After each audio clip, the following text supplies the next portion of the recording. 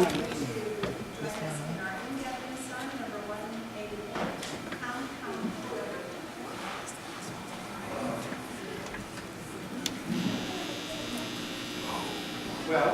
John isn't here. This is a wrap. So, sure.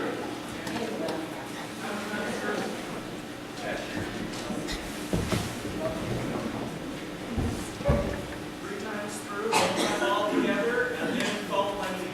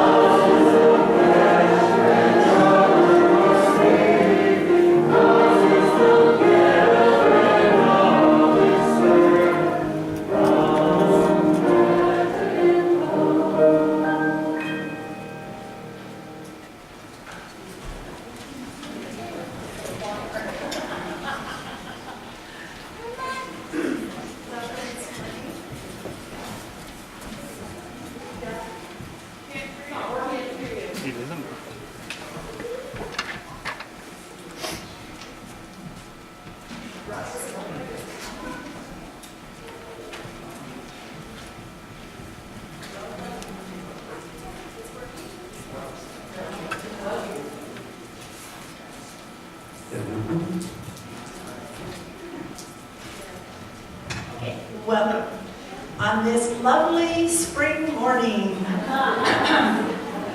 At least we know how to do spring inside, so welcome to spring at South Valley. I'm Lori Quigley. I'm president of the Board of Trustees. As we begin this morning, I ask that you please place your electronic devices in worship mode. Thank you. I invite you to enjoy the chapel at the back of the sanctuary and to note any joys and concerns in the book there. Please feel free to share a joy and concern and let the minister know if you would like it to be mentioned. Children are always welcome in this sanctuary at all times. If you'd like to have us take care of your little one, however, during the service, we have a nursery downstairs, and the service is broadcast on closed circuit TV, both downstairs in the social hall and in the nursery.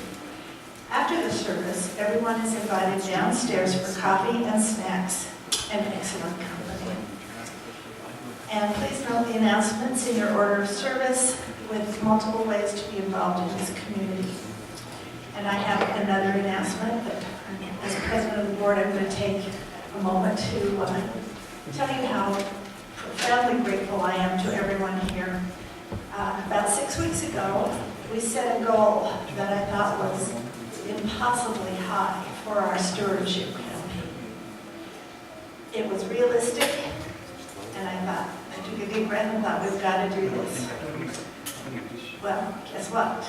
We're close. As of this morning, we have 89 people who have pledged. That's up almost 10 from last year.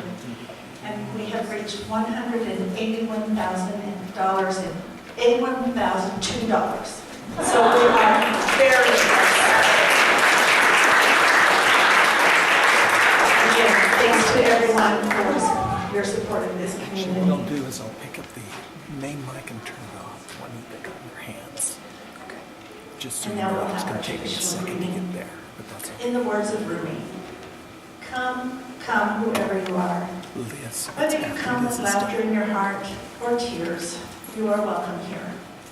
No matter where you've been, no matter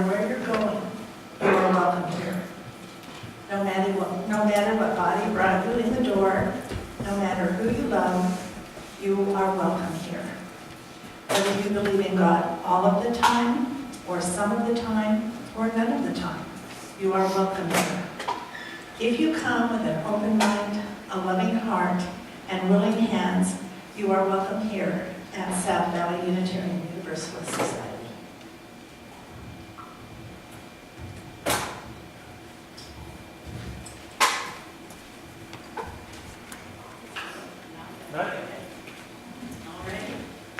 Good morning, y'all. I expected a little bit of reaction there.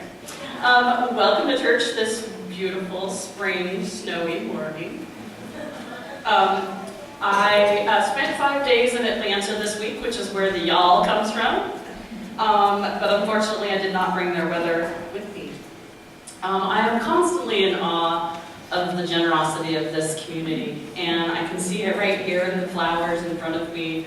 And that reaching that goal does not surprise me. You are amazing. So we gather today for one of my favorite worship services, one of the most joyous celebrations of the year, with flowers abundant on our altar, and some of us might have flowers abundant in our gardens. During this season, almost 100 years ago, Unitarian minister Norbert Schoppeck looked out at the fields of wildflowers and thought how their variety reminded him of the people in his congregation. He noted that all the differences in the flowers represented all the differences that we accept among us. Not tolerate, but celebrate. So today, we gather together and remember that beloved Unitarian minister whose vision still has the power to change the world. May we, in his memory, celebrate our differences. May we sit for a moment and savor this marvelous gathering of different ideas, different beliefs, different backgrounds, life experiences. A new day has dawned, and spring is officially here. Please join us in our opening song, number 123, Spirit of Life.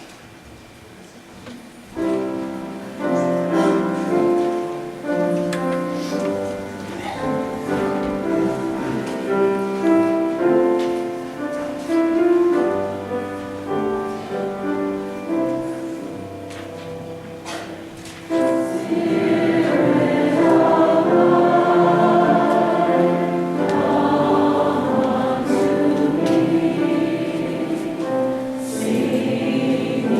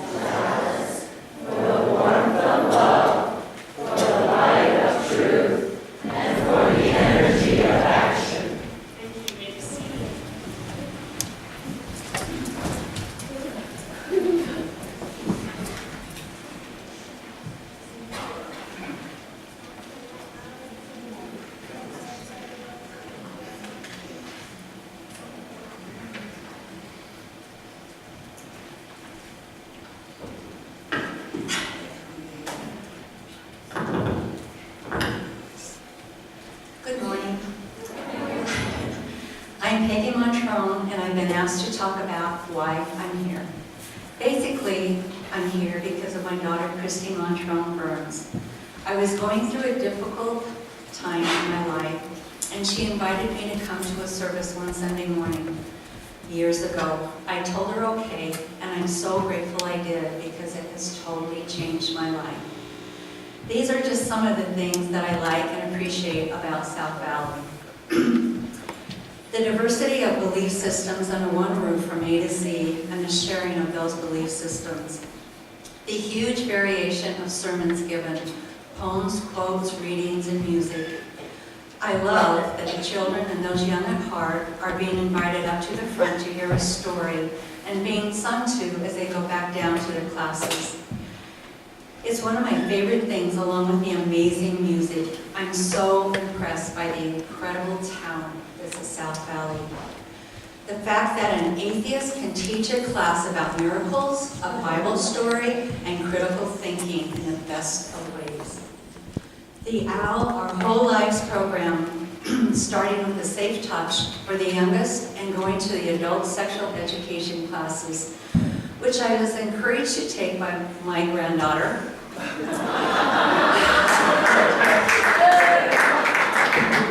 And did in spite of all my reservations. It turned out to be fun as well as educational, and I highly recommend it. I'm grateful that youth are being taught and encouraged to be critical thinkers. I'd like to share a quick story about that. At GA a few years ago in New Orleans, the high school youth, adult teachers, and chaperones were having a discussion, and one of the youth replied, "I beg to differ," to one of the adult comments, at which I held my breath and watched. The adult entered into a dialogue with the youth, and I sat there in awe and respect for both people involved and thought, what a great example and lesson in critical thinking and allowing that to happen. How patient, caring, and inclusive the adults are with the youth. That a visiting minister can give a play, sermon, on laughter and the Last Supper and make it work.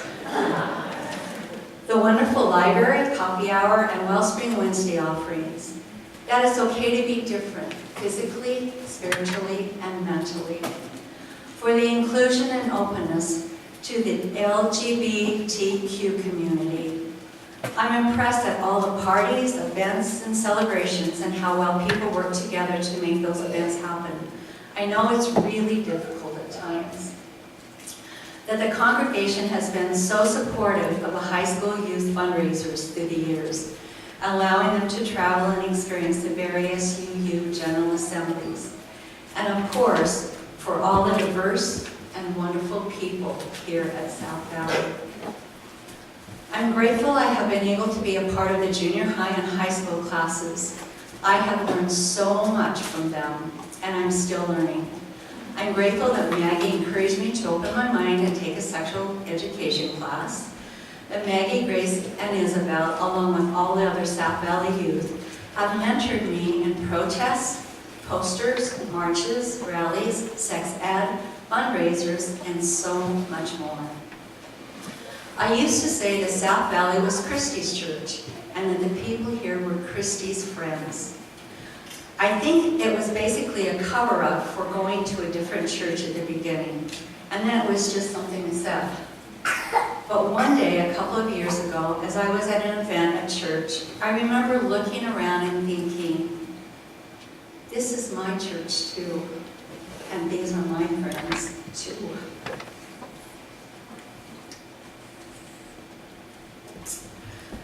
And in the words of one of my granddaughters, talking about South Valley, these are my people, and that's why I'm here. Thank you.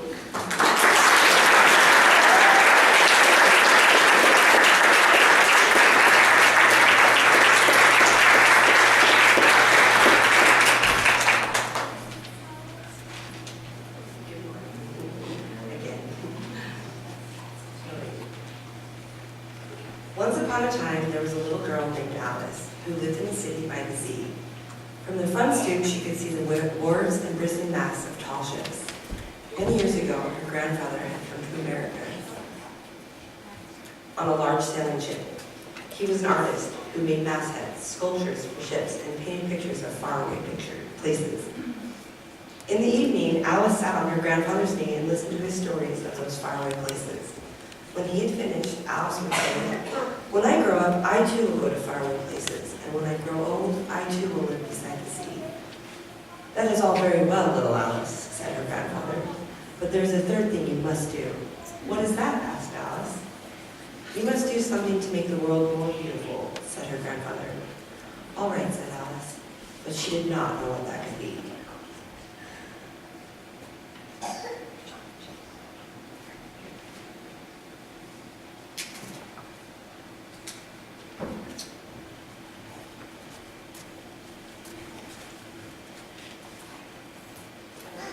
Please join me for a moment when we bring our highest intentions to the fore. Regardless of what we believe, prayer helps us bring focus to our deepest hopes and worries. Through prayer, we name our intentions, which in turn help us to better live out those intentions. We lift up all those who are coping with illness, be it physical or mental, spiritual or emotional. May they find comfort and healing.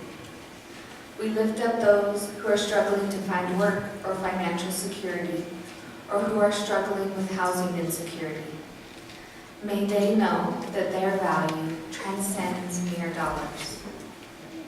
We remember all those who are forced to flee their home to find safety from climate change or in order to simply live with security and dignity.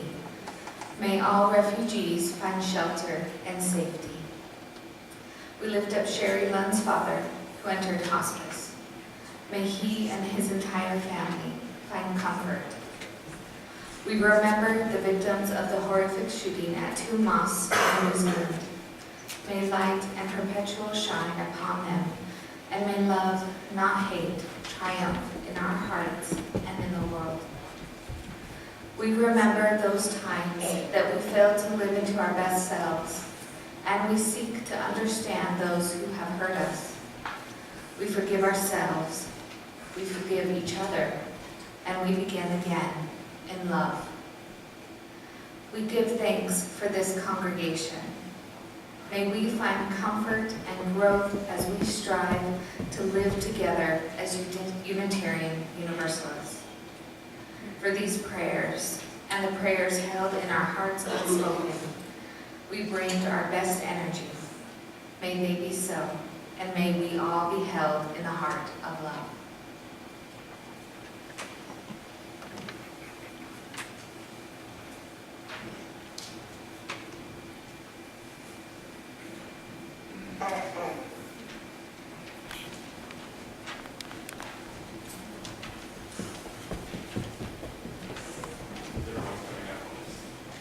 Mentioned that song for today is called Desert Rain, and it's by Mary Lou, words by Patty Willis.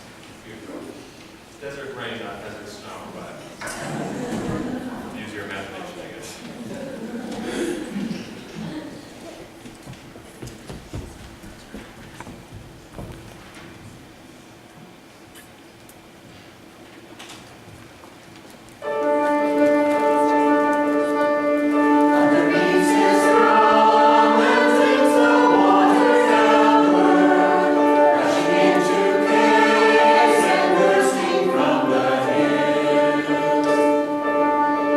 Come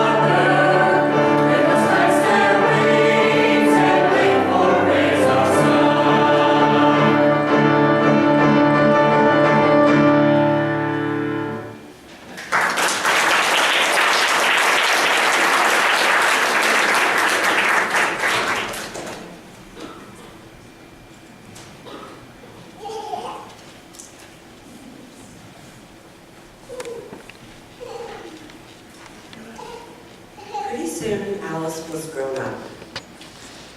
Then she set out to do the 3 things she had told her grandmother she was going to do. She left her home and went to live in another city far from the sea and the salt air. There she worked in the library, dusting books and keeping them from getting mixed up, and helping people find the ones they wanted. Some of the books told her about faraway places. Miss Alice Rumphius climbed tall mountains where the snow never melted. She went through jungles and across deserts. She saw lions playing and kangaroos jumping. And everywhere she made friends she would never forget.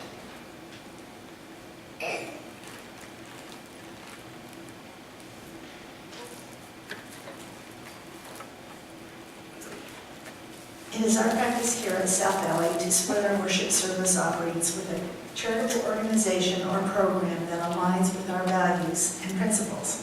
For March and April, it will go to the Wildlife Rehabilitation Center of Northern Utah, who is dedicated to the care and rehabilitation of wildlife with the goal of releasing them into their natural habitats. They served more than 2,500 birds and small mammals in 2018. They provide wildlife and environmental education programs to our larger community here in Utah. Will you join me in saying words printed in the order of service? We are His church. We are its hands, its heart, its voice. Together we share the wealth of this community and sustain it with our gifts.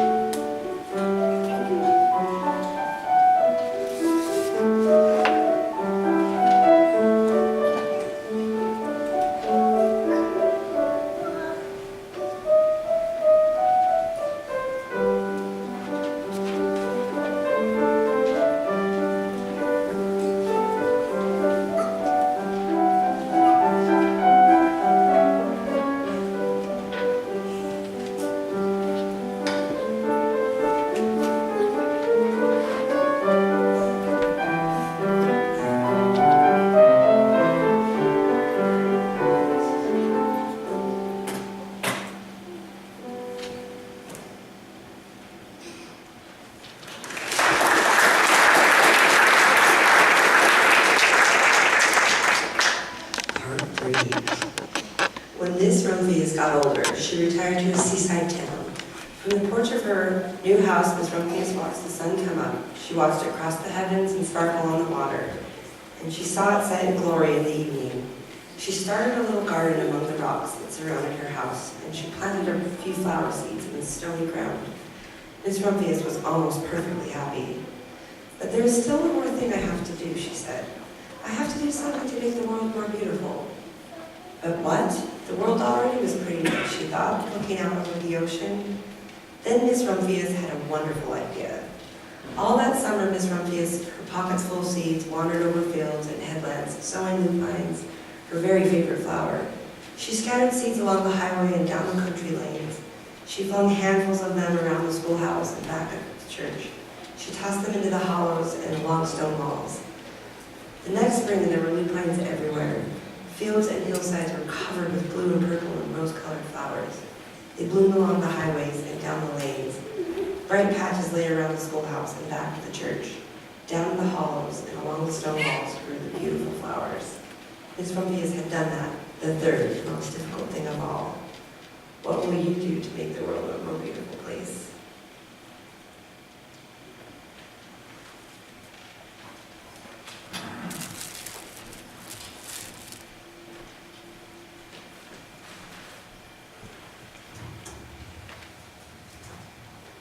The flower communion ceremony that's celebrated in many UU congregations was developed by the minister I mentioned earlier, Norbert Topic, in 1923. He wanted a way to illustrate to his congregation that even though we are all different, we are all beautiful and special in our own way, just like flowers. Today we will celebrate by having our own flower communion ritual. In a moment, you'll have a time to come forward and pick a flower. And when you pick a flower, you will take it back to your seat. I invite you to explore your flower. Touch its petals, its stem, its leaves. How does each part feel? Look at your neighbor's flower. Remember to ask for consent if you want to touch your neighbor's flower.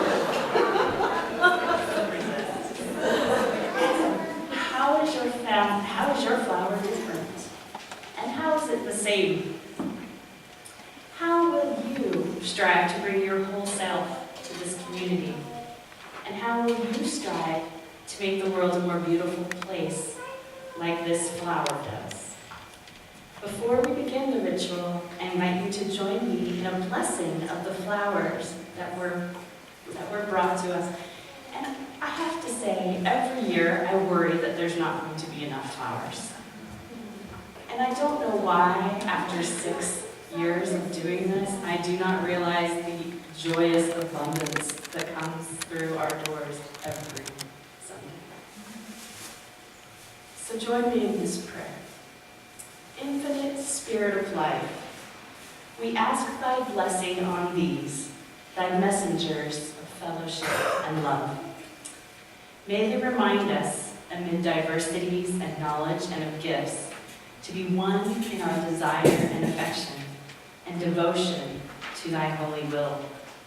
May they also remind us of the value of comradeship, of doing and sharing alike. May we cherish friendship as one of thy most precious gifts. May we not let awareness of another's talents discourage us or sully our relationship, but may we realize that whatever we can do, great or small, the efforts of all of us are needed to do thy work in this world. As Rick plays for us, please, as you are moved, come forward and choose a flower.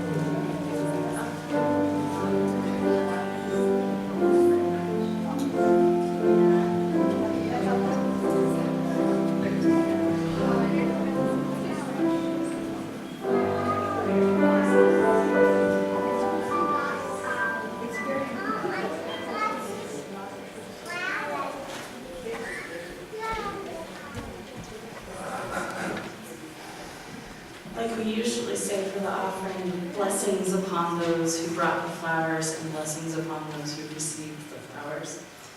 After the service, you're invited to take 1 or 2 or 3 more flowers. I especially challenge you to use them to make the world a better place, a more beautiful place. Maybe give it to a stranger. Maybe give it to someone that needs to see a little beauty today.